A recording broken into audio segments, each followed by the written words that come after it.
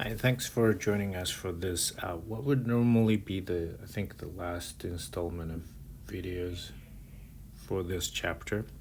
And what we want to do is, this chapter 2 is kind of like the introduction to all the fundamentals, foundational stuff for the rest of the year of organic chemistry. And one of those is the skill that you have to develop to think of these molecules as an actual 3D object, right? Because it's not just formulas on paper and just some hypothetical thing. And these molecules that we discuss in our organic chemistry class indeed exists as a 3D object, and that 3D-ness sort of will actually matter when, especially when we start talking about topics like stereochemistry and certain reactions where the actual 3D structure of the molecule will make a difference.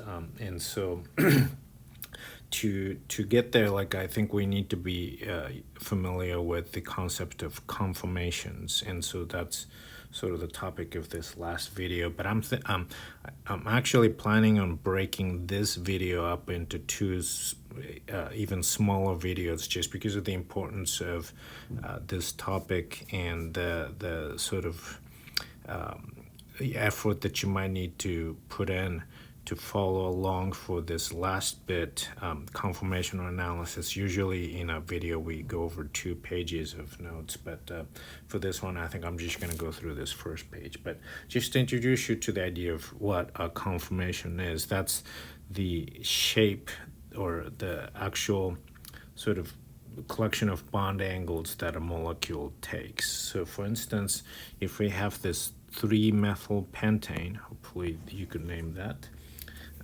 Maybe I'll write that down here, 3-methylpentane.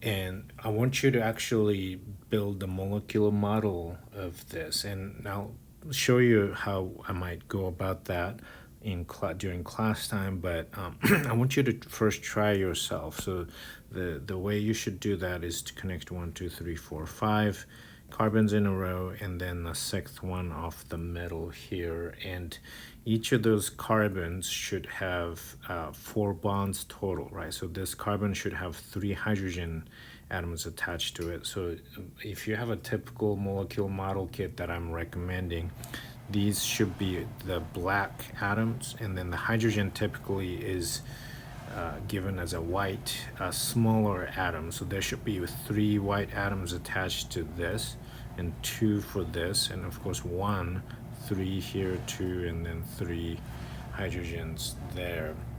And all of those should be all just single bonded. And if you do, you should be able to notice that these bonds can rotate. In fact, especially this bond right here, if you rotate that bond, right, what would it look like? It should look like this once you rotate that, say like about 120 degrees or so, right? And these are different conformations.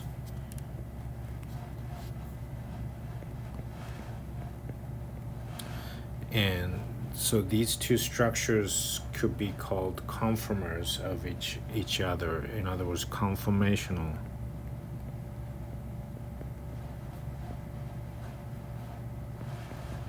Isomers. Remember, the word isomer means basically the same. Iso means same. It's kind of like, isomer is kind of like something that's derived from the same thing. And in this particular case, these two are really exactly the same molecule. It's just that the bond angles are twisted a little differently. The reason why you know that these two are definitely the exact same molecule is if you try to name both of these using the IUPAC systematic naming system, you come to the same name, right? Like both of these would have the same name, 3-methylpentane, and so you know that they're conformers, conformational isomers, even though they look different. Now, why is this important? Because depending on what conformation a particular molecule takes, or becoming different conformers, will induce some what we might call strains, or sort of a energetic stress on the system. Those are called strains, and there's different types of strains. The first, maybe the easiest one to understand, might be like, let's say we have this molecule. This would be 1, 2, 3, 4, 5, 2-methyl pentane. But if you and then I want you to make this molecule also in with the molecular model kit, and you could have it so that the two hydrogens from the two ends of this molecule would be really close to each other. In fact, I think you could hold it, depending on the model, hold it in such a way that the two hydrogens actually collide with each other, right? That clash, we might depict it like with this symbol, and that's that means steric strain. And what that means is that the atoms are too close to each other in space.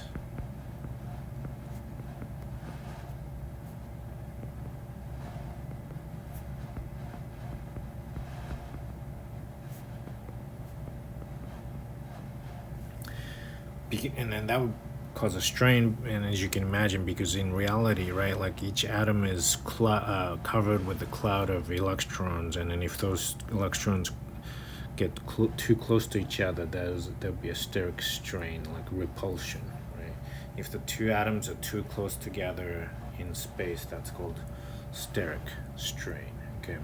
Now there's other kinds of strains, like for instance, let's think about this cyclic alkane. This one's called cyclopropane because 3 carbons. And I want you to try to build this, and when you do, you'll notice that you might have to kind of force the angle a little bit, because those bond sp3 hybridization bond angles are meant to be what angle? 109 degrees, right? And yet this angle here would by necessity have to be 60 degrees. And so for that reason, this has what's called an angle strain.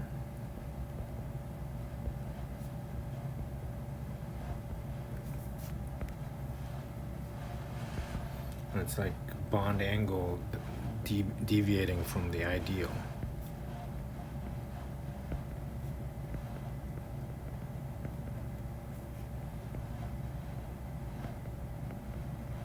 Whether that's 109 degrees for the sp3 carbon, right?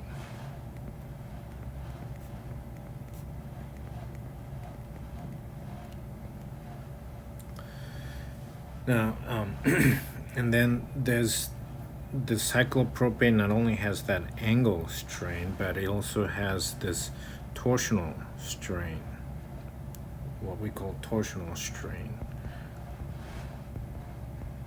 right here.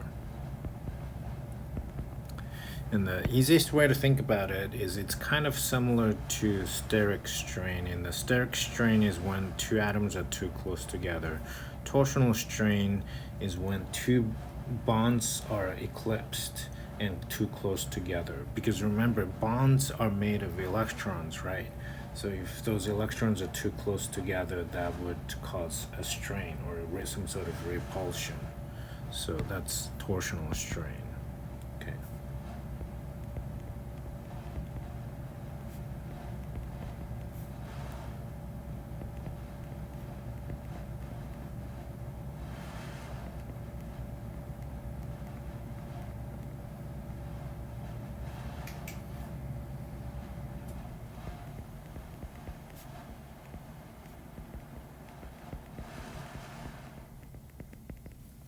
And then that's really pronounced in cyclopropane. So like if you build this, I think you can see. And lest you think it's really silly, I think many of us can learn better by hands-on learning. So please do make sure that you actually take out your molecular model kit you spend some money on and build these models to see and touch what we're talking about, the steric, torsional, and angle strains. Okay. And one of the ways we could sort of depict what's going on with different conformations and show strains, especially steric and torsional strains, is, and sometimes we need to communicate those things on paper, right? And we do that by a thing called a Newman projection. Projection is just another fancy way of saying perspective. Here's how you can, like, perspective of how you can look at it. And it's very useful for analyzing these different conformations and whether the molecule would like to be in those conformations or not. Let's say, like, we are thinking about this molecule right here. This is just propane. And I don't know how you feel about this, but like I usually like to draw a little eyeball here, because what we're going to do is we're going to look down on this C2-3 bond.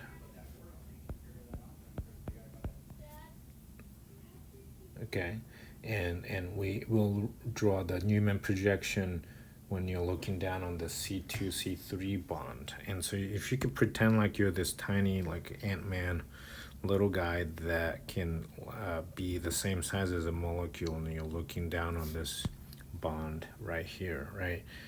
From that angle, what you would see in Newman projection would look like this. So in the Newman projection convention, what you will do is, it's a little bit backwards realistic size wise, but you draw the upfront carbon. In other words, this is the C2 right here, this dot is C2, and then the back carbon C3 right here, you draw it as a circle, big circle. Okay, so this is your C2. Oops. And then this is your C3, this big circle. Okay. Or this is the front, this is the back carbon. That's how you would draw it, so that like you can see what's going on for both atoms. Okay, so on the front carbon, you would see the two hydrogens, one to the right, one to the left. So let's draw that in. One to the right, oops, and one to the left.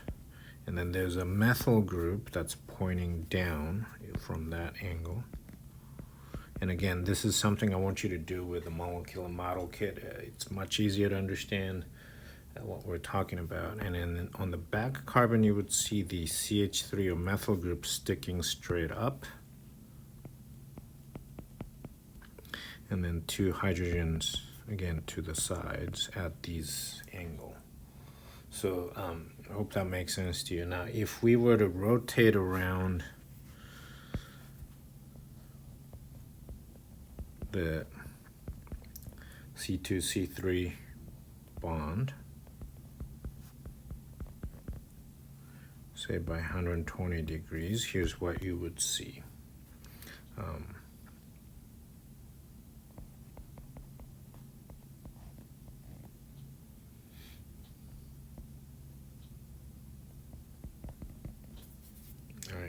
If we rotated it sort of to the right, the hydrogen would take the place of where the methyl group was. So this rotated around, the methyl group is now here, this hydrogen is now here, right? Now, how would we depict that in Newman projection? It would be, you didn't move anything on the front, so the front groups stay the same as before. But the methyl group is now right here. Hydrogen's up here, hydrogen's up here. Now what we have is that we're going to experience some steric strain here. Oops. And of course, you can imagine, right, like by moving this around the back group, if any of these groups eclipse with one another with the back groups, you would also experience, or the molecule would experience, a torsional strain as well as steric strain. So we're going to cover all of that in the conformational analysis bit, but I'm going to take a break at this point in this video.